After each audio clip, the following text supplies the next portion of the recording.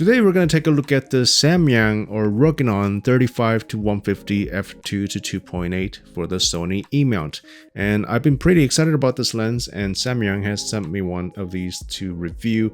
And I've been excited about this lens because, well, I probably don't have to explain to you how versatile and useful this focal range can be. You can probably shoot an entire wedding with this lens on just one camera, or go through a whole portrait session without having to change lenses. And the best thing about this lens, in my opinion, is the price. And at the time of recording this video, the Samyang version is $13.99 and the Rokinon version is $12.99. And as some of you may remember, I reviewed a Tamron version of the lens with the same focal length and aperture a few years ago, and that lens was $18.99. So it was about $500 more than the Samyang version and $600 more than the Rokinon version currently. And for those of you who are not familiar with the brand, the Samyang and Rokinon are the same companies. They're just branded differently for different regions, but they're exactly the same products.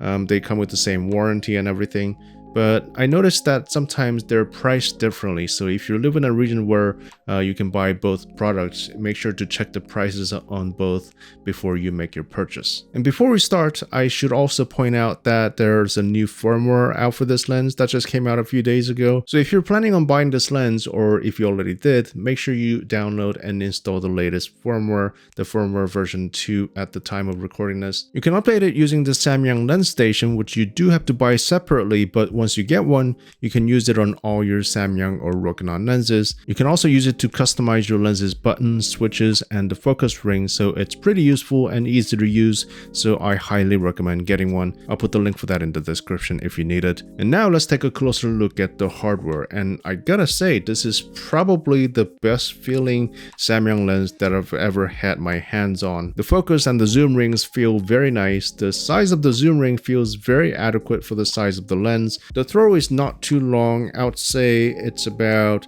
a rotation of 75 or 80 degrees. There are two customizable focus hold buttons, one on the side and one at the top for when you're shooting in portrait orientations. And the switches feel very good, and the text on the lens are very clean and easy to read and not too distracting.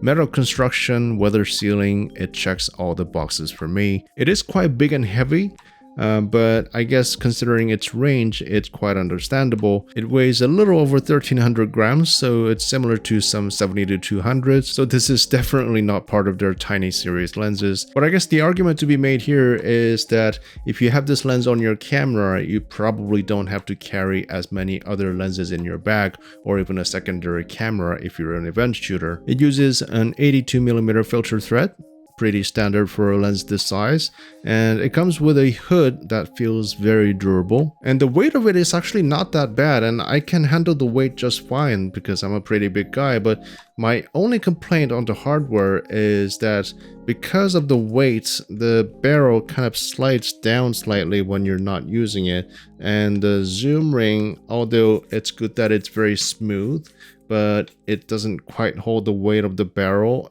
in place. So it's actually not too bad, but like just one tiny little shake, then it comes right down. But the good thing is it does come with a lock, so when you're not using it, you can lock the zoom ring so it stays in place. And when I first put the lens on the camera and started testing it, the first thing that I was pleasantly surprised by was its minimum focusing distance.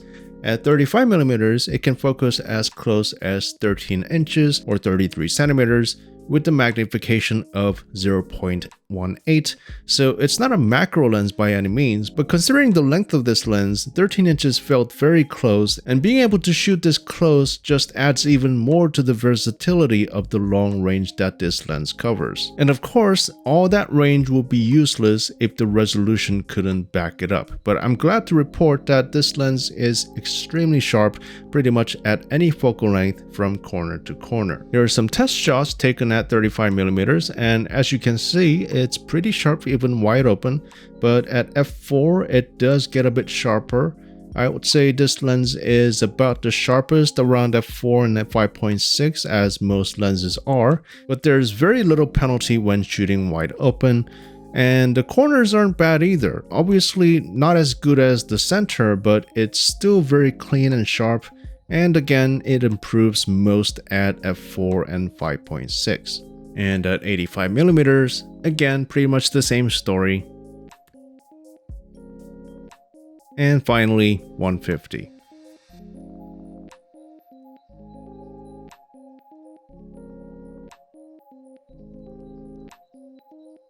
And one thing to note here is that there is very little distortion at any focal length. When I tested the Tamron lens a few years ago, I liked that lens very much, but it had some very severe distortion at certain focal lengths, and I'm glad that that's not an issue with this lens. A lot of people wonder about the autofocus performance when they buy third-party lenses, and at least based on my experience, I haven't noticed any issues with the autofocus, and it pretty much just felt like any other lenses that I've ever used. When I tested tracking, I would say the hit rate was roughly about 70 to 80%, which is usually what I experience with most third-party lenses. And keep in mind that this was just tested with my A7 IV, not an A9 or an A1, or even the newer A7R5. So I would imagine it will only get better with those cameras, and just taking some single shots or shorter bursts, I was always able to get the shots that I wanted and didn't even have to think about the tracking performance or hit rates. And if I were to nitpick a bit here, I'll say about the only notable weakness of this lens's optical performance is the flares. And as you can see, it does display some heavy flare under direct sunlight. Normally, flares don't bother me as long as they look natural and the images retain their contrast,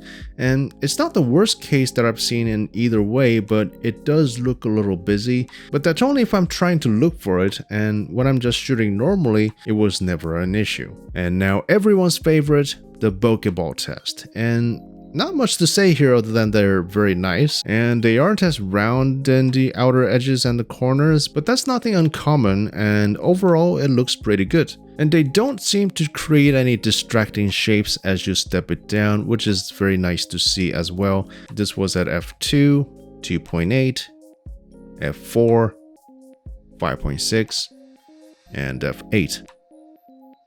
So to sum it all up, Samyang once again delivers on value and performance. This lens can potentially replace 2 or 3 fast zooms and primes in your bag, all for the price of an f4 zoom, and it's $500 cheaper than its closest competitor, and this opens doors for so many new photographers who don't have the budget to get multiple camera bodies and 2.8 zooms. And honestly, you're really not giving up much in performance either, especially compared to the much more expensive options.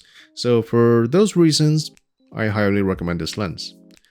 So that's going to be it for me today. Thank you for watching. And if you have any more questions about this lens, just leave a comment down below and I'll try to get to them all. And thanks again, and I'll see you in the next video. Bye-bye.